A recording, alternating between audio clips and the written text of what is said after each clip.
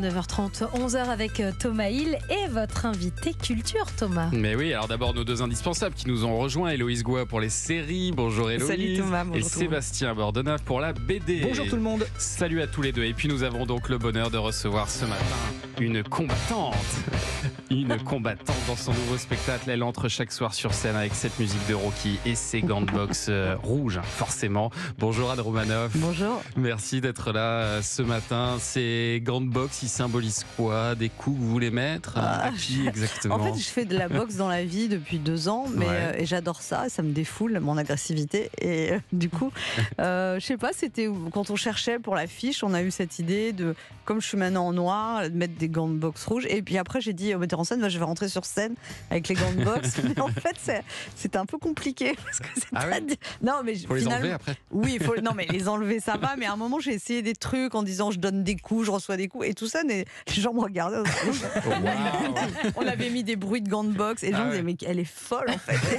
Et maintenant, je l'ai vraiment. Ce début qui à un moment faisait avec les gants de boxe, ça faisait peut-être 5 minutes. On a mis, ça dure 1 minute 30. C'est vraiment l'entrée parce que c'était un peu compliqué parce que quand je prenais des coups, après je suis pas très bonne en mime. Les gens me disaient mais elle est folle quand je donnais des coups. Ils disaient disons elle est agressive, on dirait pas. Voilà. Donc alors un spectacle qui est intitulé l'expérience de la vie. Alors on peut croire que c'est le titre d'une conférence sur le bonheur, mais c'est moins sérieux que ça. Un exemple, une expérience que vous partagez sur la vie de couple. C'est vrai que la vision du couple, elle change avec l'âge. C'est vrai, par exemple, à 30 ans, quand ton mec fait la gueule, tu vas absolument comprendre ce qui se passe.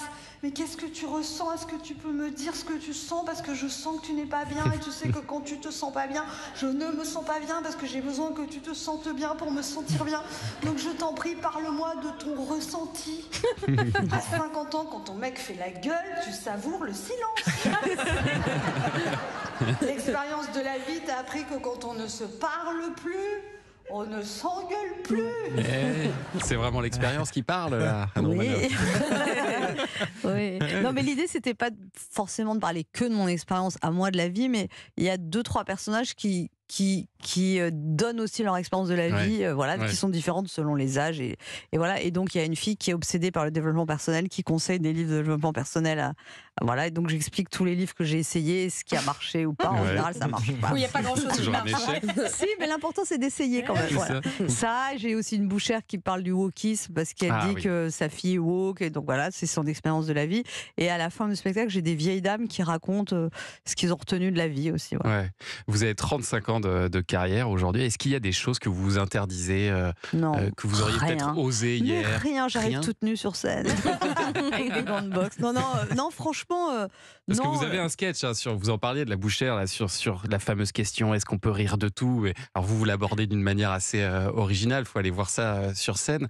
Mais je me demandais si vous avez vu cette évolution aussi dans le rire et des choses peut-être qu'on peut plus s'autoriser aujourd'hui. Je trouve que c'est vraiment un faux débat en fait. Ça. On peut rire, on peut pas rire, on n'a plus le droit de rire.